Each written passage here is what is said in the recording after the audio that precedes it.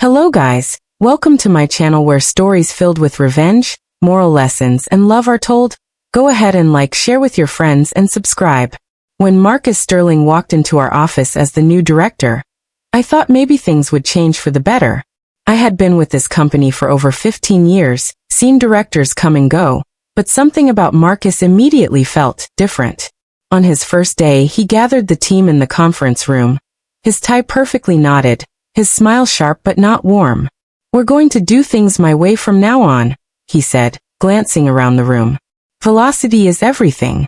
If you can't keep up, well, the highway is always open." I shifted uncomfortably in my chair, feeling the familiar pulse of unease I hadn't felt in years. Within the first week, Marcus began dismantling what we had spent years building. Our careful documentation, the processes honed through trial and error, the team rituals that ensured nothing fell through the cracks, he ignored all of it. He told us almost gleefully that old ways are slowing us down. He empowered junior staff to make decisions they weren't ready for while dismissing anyone who tried to point out potential risks. I remember a meeting where I suggested running a double check on a client report. Marcus leaned back in his chair, tapping his pen and said, "We don't have time for legacy thinking. Deliver or move aside." The words felt like a slap to everyone's professionalism. The atmosphere shifted almost overnight. Our once cohesive team was now a hive of anxious whispers. Senior colleagues who had been with the company longer than Marcus had been alive were suddenly sidelined. I watched as Samira, a brilliant project lead with a decade of experience, was repeatedly interrupted and ignored. She had answers, solutions, and a wealth of knowledge about our clients. Yet Marcus brushed it aside, favoring flashy suggestions from newer hires who had barely mastered the basics. Meetings that used to be collaborative became short, tense, and full of jargon. "Velocity, velocity, velocity," he repeated it like a mantra. I trudged through my days, trying to adapt, but every suggestion I made seemed to slide off him. He had a way of nodding just enough to appear engaged, then turning the conversation toward his preferred approach. His focus on metrics over quality became evident quickly. Reports were rushed, mistakes were ignored until clients complained, and I began to see cracks forming in systems that had always run smoothly. I remember the sinking feeling during one late-night project review when a simple miscalculation, which would have been caught under the old process, spiraled into a serious client escalation. The blame didn't fall on the process, nor on his untested directives, it fell on the team. On us. As the days rolled into weeks, morale nosedived. Employees who once stayed late because they loved the work now left early to avoid unnecessary scrutiny. There was a quiet panic, a sense that nothing we did was right unless it matched Marcus's immediate whims. I began to notice subtle favoritism, promotions handed out to those who echoed his language, who could mimic his velocity buzzwords without question. Knowledge that had been cultivated for years was treated like obsolete trivia. Even the IT team, who kept the backbone of our operations running, were suddenly considered slow, despite their track record of efficiency. Lunches that used to be filled with laughter and storytelling became silent. The air conditioning hum and clatter of keyboards were the loudest sounds in the office. Marcus thrived on creating microdrama, pitting team members against one another with offhand comments. "I need someone faster than Samira on this. Can anyone here handle that?" People who had been allies suddenly eyed each other with suspicion. It was exhausting and the stress was palpable. My head ached daily from the effort of constantly recalibrating, just to meet expectations that shifted mid-project. One particularly tense Friday, Marcus demanded a full revision of a client proposal with a 2-hour turnaround. I looked at my team, Samira, Jamal, and Lena, and saw panic reflected in their eyes. We knew the request was impossible without errors. I tried to reason with him, explaining the risk of cutting corners. Marcus' response was brisk, almost gleeful in its finality. "My way or the highway. Pick your lane." The words echoed in the room long after he left, leaving a chilling silence. I felt a knot tighten in my stomach, a mixture of rage and disbelief. How could someone with no understanding of our history, our processes, or our clients wield such destructive power so casually? I started keeping a mental ledger, noting each decision, each overlooked error, each snide dismissal of experience. It wasn't just about efficiency. It was about the erosion of respect, trust, and expertise. I watched as a culture of fear replaced one of pride and accomplishment. Every new directive seemed designed to test our loyalty, to force compliance, to make us doubt our own judgment. I could feel the pride of the office fading, replaced by a mechanical urgency that left no room for thoughtful work. Despite my frustration, I tried to hold on to hope. Maybe Marcus would settle in, maybe the team could adapt. But every day, the evidence grew harder to ignore. Projects lagged behind despite frantic effort. Clients were increasingly frustrated, and the office felt like a pressure cooker ready to explode. I knew deep down that if this continued, the fallout wouldn't just be internal. It would reach the upper management, the clients, and ultimately, our reputations. And yet, no one seemed willing or able to challenge him directly. By the end of that first month, I had learned one clear truth. Marcus Sterling didn't value experience. He valued chaos masquerading as speed. He didn't care about legacy, mentorship, or stability. He cared about imposing his will, watching the team scramble, and calling it leadership. I could feel the anxiety, the silent resentment, and the simmering anger building around me. And as I packed up my notes one late evening, I realized that this wasn't just a test of patience, it was a test of survival. I had to decide whether to bend under his dictates or start preparing for the consequences of resisting. The seeds of my quiet plan were planted that night. I wouldn't confront him with anger or petty revenge. Instead, I would observe, document, and preserve the truth. I would find a way to show the cost of this reckless leadership. For now, I held my tongue, but I knew one thing with absolute clarity. The team deserved better than Marcus Sterling's my way or the highway. And I was determined to ensure that the chaos he created would not be forgotten. The weeks after Marcus' first month felt like walking through a storm that never broke. I'm Eleanor Harper, and I had spent nearly 2 decades at this company, building relationships, understanding clients' unspoken needs, and mastering processes that kept projects smooth. Now, under Marcus, every effort to preserve quality was met with impatience or outright dismissal. Errors piled up not from incompetence, but from his insistence on speed over precision. I started noticing patterns. Misfiled reports, overlooked client feedback, contradictory instructions.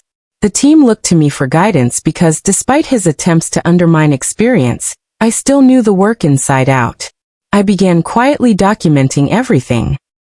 Every mistake caused by hasty directives, every client escalation, every instance where his so-called velocity-first approach backfired. I created a digital folder I named FYI, thinking of it as a silent archive of consequences.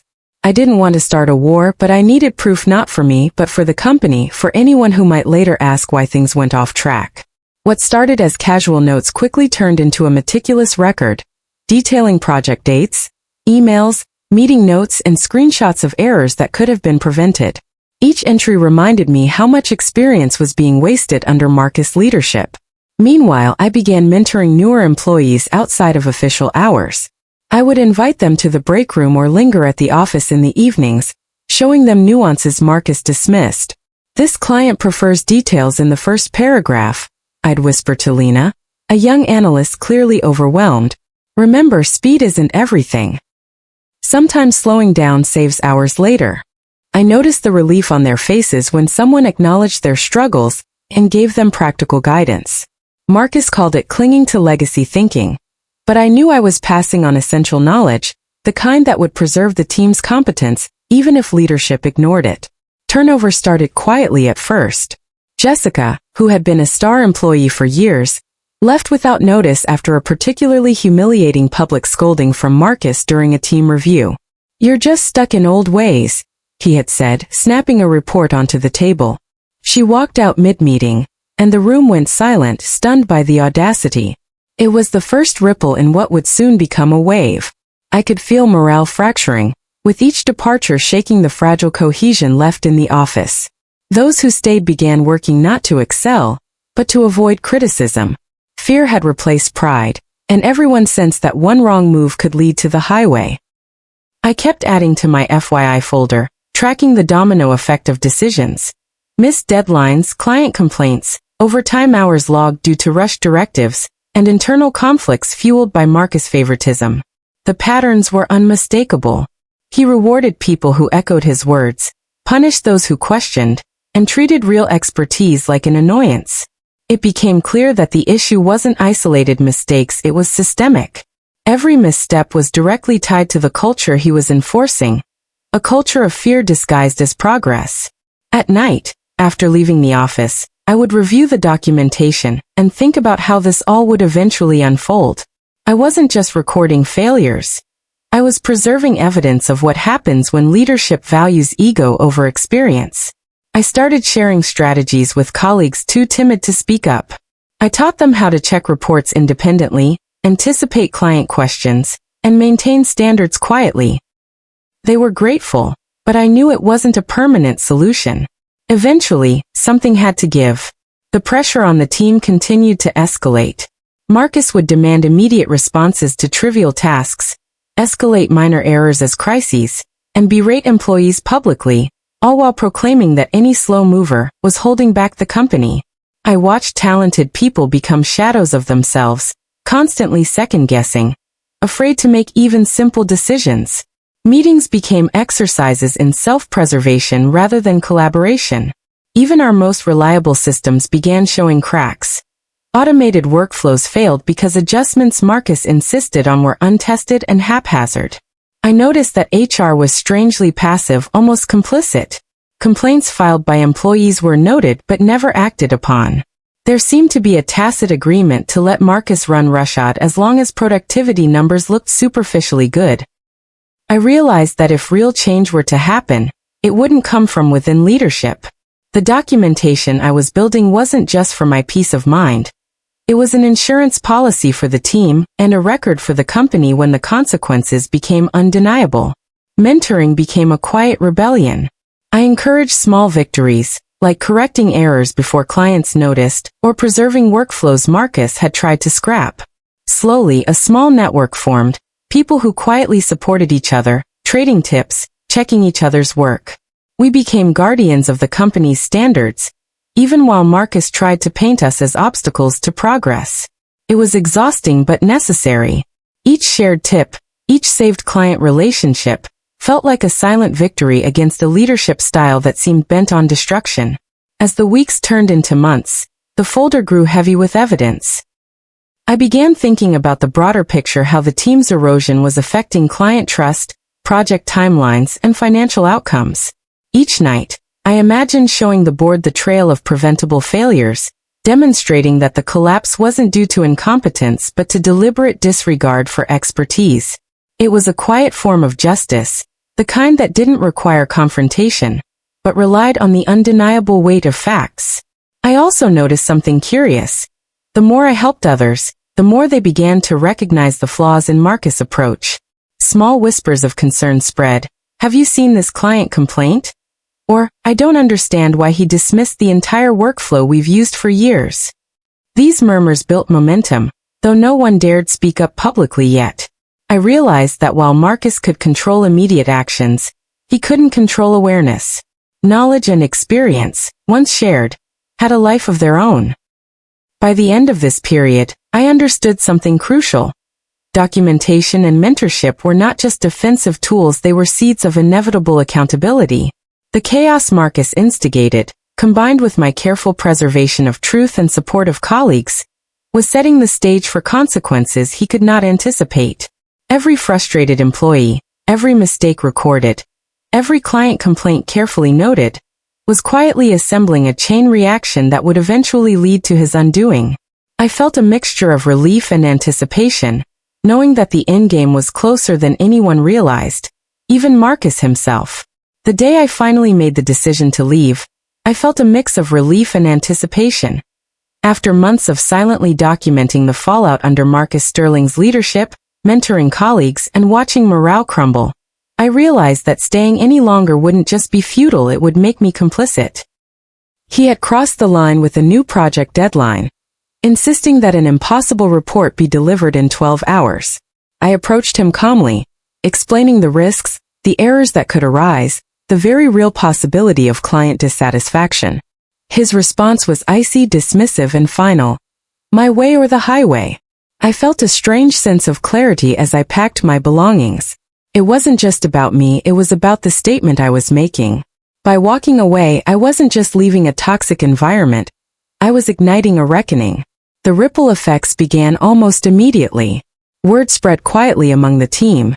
If Eleanor could choose the highway, maybe we could reclaim some control over our own careers too. One by one, colleagues began handing in their resignations. Samira, Jamal, Lena, and others followed suit, each letter a silent testament to frustration, exhaustion, and disillusionment. Marcus' office, once filled with feigned confidence, now buzzed with whispers of disbelief and panic. Before I left, I sent an email to HR, summarizing my concerns in precise, professional language. I attached relevant evidence from my FYI folder, highlighting project errors, client complaints, and the systemic issues resulting from Marcus' velocity-driven directives. I made it clear that my resignation was not due to personal issues, but to a leadership style that had destabilized the team, eroded processes, and put the company at risk.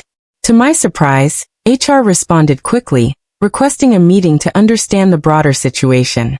It was the first acknowledgement that the problems weren't isolated. My documentation had given them clarity, and they now had a trail of undeniable evidence. The exodus accelerated over the following weeks. Departments that had once operated smoothly found themselves understaffed and overburdened. Clients began noticing the gaps, sending complaints directly to higher management. Internal reports revealed spikes in errors and missed deadlines, exactly what I had been tracking in my FYI folder. The very systems Marcus had claimed would improve efficiency were crumbling under the weight of mismanagement. It was almost poetic. His obsession with speed and superficial control had created chaos so visible that it could no longer be ignored. Board members initiated an internal review quietly at first. They examined project reports, error logs, and employee feedback. Slowly, the pattern emerged. The departures, the mistakes, the client dissatisfaction all linked directly to Marcus' leadership style. HR briefed me further, acknowledging that the company had lost multiple key employees across departments. It was clear that the mass resignations weren't isolated incidents. They were a direct response to Marcus, my way or the highway approach. I felt a quiet vindication, knowing that my months of careful documentation and mentorship had created an irrefutable record. Marcus, initially confident and untouchable, began to show cracks. His meetings became defensive, his instructions more frantic. Attempts to spin the narrative fell flat as evidence of the negative consequences mounted. Employees who had remained loyal or simply feared the highway now had a voice through the documentation I had preserved. Upper management could see the truth. His leadership wasn't innovative, it was destructive. The illusion of control he had fostered dissolved under scrutiny, leaving him exposed. I remember one particular moment when the board summoned him to a review meeting. He entered the room with his usual bravado, only to be met with pointed questions about client losses, project failures, and mass resignations. The board's tone was measured but firm, each question backed by evidence. I was not present, but I heard from colleagues later that his explanations stumbled, that his attempts to deflect blame seemed transparent, desperate, and weak. It was a dramatic reversal from the confident, untouchable persona he had cultivated. Meanwhile, the team I had mentored quietly stepped into new roles elsewhere. They carried with them the knowledge, the diligence, and the professionalism that Marcus had tried to undermine. Some joined competitors, others started consulting independently, but all took with them a sense of empowerment and resilience. I stayed in touch with a few, sharing updates and quietly celebrating the fact that the knowledge I preserved had survived Marcus' regime. The chain reaction we set in motion had lasting consequences, not just for him but for the culture he had tried to destroy. The final chapter of Marcus Sterling's tenure was almost anticlimactic in its inevitability. He was removed from his position quietly, reassigned under a different title, and barred from managing teams directly. The office slowly began to recover, hiring experienced personnel, reinstating lost processes, and rebuilding client trust. The lessons were painful but necessary. A team's cohesion, expertise, and morale cannot be sacrificed in the name of velocity alone. I watched all this unfold from a distance, having made my exit with dignity, armed with the knowledge that my documentation, mentorship, and careful observation had played a critical role in correcting the course. It was a quiet victory, one without public fanfare, but profoundly satisfying. Marcus' authority evaporated as the consequences of his actions became undeniable. The chaos he had imposed, the people he had undervalued, and the errors he had created had finally caught up with him. I felt vindicated, not from revenge in the petty sense, but from the validation of truth, persistence, and the POW. Was never about him, it was about preserving integrity, mentoring those who needed guidance, and documenting the truth so that destructive leadership could not continue unchecked. Sometimes the most effective revenge isn't loud or vengeful. It's strategic, patient, and undeniable. Walking away became my statement, but what followed, my colleagues' empowerment, the board's intervention, and the ultimate correction of the company's course, was the true measure of impact. And so my decision to take the highway wasn't the end, it was the catalyst. A lesson in patience, strategy, and quiet resilience. A reminder that even in the face of toxic leadership, knowledge, careful observation, and principled action can turn chaos into clarity, destruction into accountability, and frustration into transformation. Moral lesson. In life, we often face leaders or situations that challenge our patience, values, and sense of purpose. It's easy to feel powerless when authority is misused, but true strength lies in observation, persistence, and strategic action. I learned that leaving a toxic environment doesn't always mean giving up. It can be a powerful statement of self-respect and foresight. By documenting issues, mentoring others, and preserving knowledge, we create systems of accountability that outlast any one individual. Small, consistent efforts often have ripple effects far beyond what we imagine, quietly shaping outcomes and empowering those around us. Patience, wisdom, and integrity are forms of silent strength that reveal themselves when others' choices lead to inevitable consequences. Remember, it's not about fighting every battle loudly, but about knowing when to act, when to preserve evidence, and when to step away with dignity. Empower yourself by understanding the value of experience, by mentoring and lifting others, and by trusting that truth and effort eventually prevail. The highway may seem lonely at first, but it can lead to clarity, vindication, and a legacy built on principles rather than chaos. Like the video, subscribe to the channel, share with friends, and comment your thoughts or key lessons learned.